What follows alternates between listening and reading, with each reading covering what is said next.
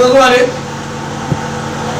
a ta kusa da ruwa mana insha Allah yanzu sai ka karaso yawa kan ai wannan mai maka yau sanusi kamar jin kado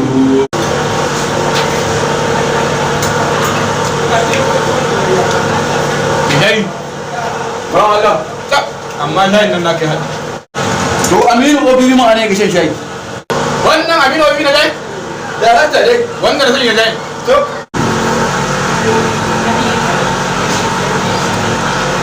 yau sanusi ga mulkin Kano arziki ya yi kai a sarki jai amma wannan waka taka irin da mutan daji ko jan kiɗi kenan yaro jan kiɗi Salamu alaikum. wa alaikum salam ne ba ka san irin mutanen ba wa alaikum salam Yawwa, don Allah a nan ne ake sai da taliyar na irin wanda 'yan birni suke shi? to jauro anan ne kwarai indomi kenan mu anan indomi muke ce mata Yawwa, indomi.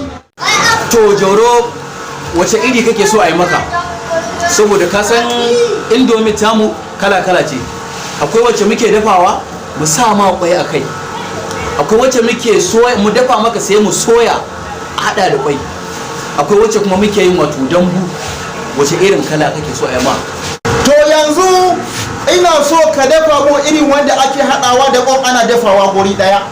to rigima to shikenan jauro kwaya nawa kwan Ai wato ina so ka soya mun indomi guda 4 ka sa mun ƙwai guda 6 a shiki. a nan dai zaka ci ko A nan zan shi. masha Allah To yanzu dai bari in zo na in jira ka. an gama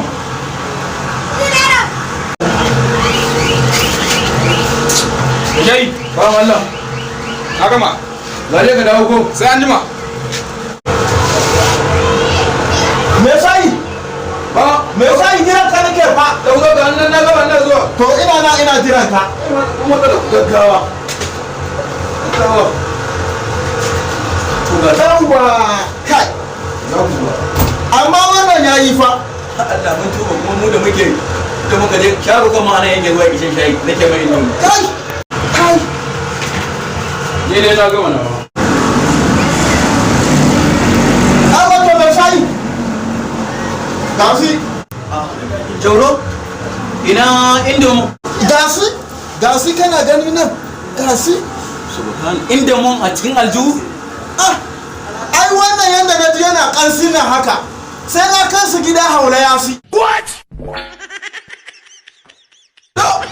Allah ya rufa asiri wannan na 60 kenan da uku dan fulani da yayin gawanci a wajen nan